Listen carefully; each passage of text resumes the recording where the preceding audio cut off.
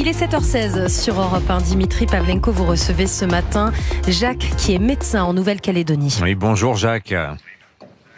Oui, bonjour. Bienvenue à nouveau sur Europe 1. Jacques, vous étiez avec nous la semaine dernière pour nous raconter votre quotidien en cette période extrêmement troublée sur le Caillou en Nouvelle-Calédonie. Vous êtes à Nouméa à l'heure où l'on se parle. Le président de la République est en vol direction la Nouvelle-Calédonie. C'est une surprise présidentielle et le président a annoncé donc hier à son gouvernement et aux Français qu'il se rendait en Nouvelle-Calédonie.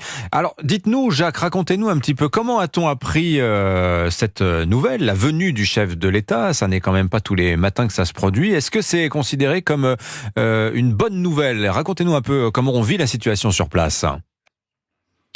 En tout cas, c'est considéré effectivement comme une bonne nouvelle parce que on espère que la situation puisse évoluer vers le rétablissement d'un dialogue entre les différentes parties qui actuellement s'opposent.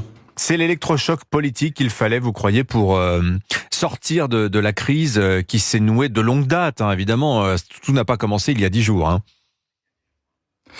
En tout cas, c'est certainement une avancée. Alors, dire un électrochoc, peut-être que le terme est un peu fort. En tout cas, le président qui se déplace en Nouvelle-Calédonie, c'est certainement un point extrêmement important, majeur, et on espère que cela va nous permettre d'avancer. Alors vous, à hauteur de Nouméen, Jacques, qui depuis une semaine, vous nous avez raconté la semaine dernière les barricades qu'on érige à l'entrée de votre quartier, des barricades que vous allez vous-même défendre, comment vous vous relayez dans cette situation sécuritaire extrêmement dégradée. Qu'est-ce que vous attendez, vous, de la venue du chef de l'État? Qu'est-ce qu'il doit faire, selon vous? Il doit, je pense, rétablir, c'est ce que je vous disais, hein, il doit rétablir le dialogue, il doit permettre aux deux parties de pouvoir parler et il faut absolument qu'on trouve un compromis. On peut pas avancer actuellement en opposant systématiquement 49% de la population à 51%. Voilà. Donc il va bien falloir qu'on trouve un compromis. Alors je ne suis pas dans le petit papier du président, ni de nos décideurs politique, mais je pense que s'il arrive, c'est qu'il a certainement une bonne raison de venir. Oui. Voilà. Vous dites les deux parties, donc c'est le camp loyaliste, donc non indépendantiste, et en face le camp des indépendantistes. On entend beaucoup dans l'Hexagone, on entend beaucoup les loyalistes, assez peu les indépendantistes. Qu'en est-il? Est-ce qu'ils prennent la parole? Est-ce qu'ils s'expriment en Nouvelle-Calédonie, Jacques? Qu'est-ce qu'ils disent? Ils s'expriment énormément. Pour eux, alors il y a la fraction dure qui est représentée, je dirais, par essentiellement la CCAT qui s'exprime de manière extrêmement efficace sur les réseaux sociaux.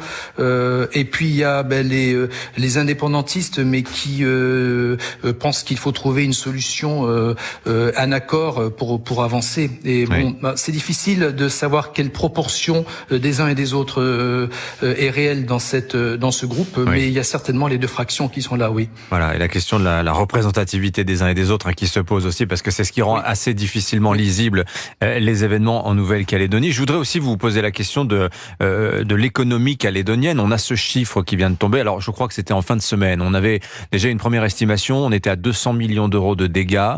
Nous sommes le mercredi 22 mai, la crise a véritablement démarré il y a 8 jours. On est à 1 milliard d'euros de dégâts. Alors, juste pour donner une échelle de comparaison, 1 milliard d'euros de dégâts, c'est les dégâts des émeutes l'année dernière dans l'ensemble du territoire hexagonal. Une semaine d'émeutes, une semaine en Nouvelle-Calédonie, 1 milliard d'euros. C'est stupéfiant. Ça se voit dans le paysage? C'est énorme. Oui, ça se voit dans le paysage. La ville est complètement à l'arrêt. Il y a encore des colonnes de fumée un petit peu partout. En fonction des quartiers, vous allez avoir des quartiers qui sont complètement dévastés. Le poumon industriel de Nouméa, de la Nouvelle-Calédonie, qu'on appelle Ducos, a été ravagé et continue à être ravagé actuellement. Je sais que il y a encore eu des incendies cet après-midi. Je sais qu'il y a encore des forces de police qui essaient de protéger autant que possible les biens et les personnes. Donc effectivement, oui, la situation est encore très tendue. Elle est, à mon avis, pas encore contrôlée, mais même si elle s'améliore, elle est pas encore contrôlée. Merci beaucoup Jacques de votre témoignage. Cet après-midi, vous disiez, parce qu'il est actuellement 16h21 à Nouméa, oui. 7h21 à Paris. Merci encore de votre témoignage Jacques, donc médecin à Nouméa. On vous souhaite bon courage en ces heures difficiles à l'approche d'Emmanuel Macron qui est en vol donc pour la Nouvelle-Calédonie.